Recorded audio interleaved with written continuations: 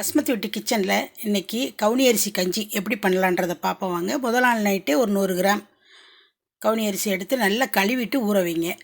ஊற வைக்கும்போது நல்ல தண்ணியிலே ஊற வச்சுருங்க. அந்த தண்ணி அடுத்தாப்புல யூஸ் ஆகும். மறுநாள் காலையில் எந்திரிச்சு பார்த்தீங்கன்னா இந்த மாதிரி சிகப்பு கலராக இருக்குங்க.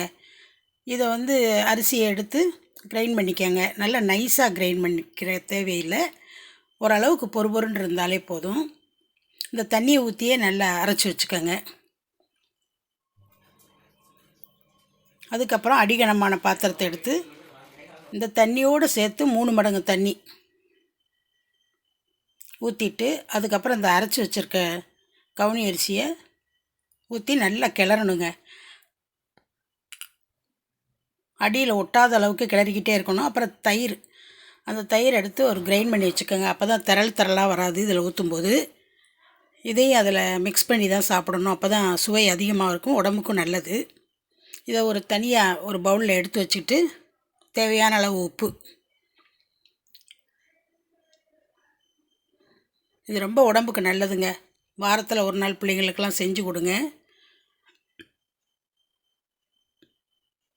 இந்த மாதிரி செஞ்சிங்கன்னா பிள்ளைங்க விரும்பி சாப்பிடுவாங்க. உப்பு போட்டுட்டு நல்லா கிளறி வச்சுக்கோங்க. அதுக்கப்புறம் நம்ம அரைச்சி வச்சுருக்கோம் இல்லையா அந்த தயிர், அதையும் ஊற்றி நல்லா கிளறி வச்சுக்கிட்டு ஒரு கைப்பிடி அளவுக்கு சின்ன வெங்காயம் கட் பண்ணி வச்சு வதக்கி போடுறதுனாலும் போடலாம், பச்சையாகவும் போடலாங்க. நான் பச்சையாக தான் போட்டிருக்கேன், நல்லா தான் இருக்கும்.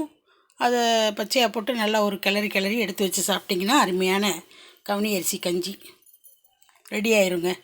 நீங்களும் இதை ட்ரை பண்ணி பார்த்துட்டு சப்ஸ்கிரைப் பண்ண மறக்காதீங்க. லைக் பண்ணுங்கள், ஷேர் பண்ணுங்கள். நன்றி.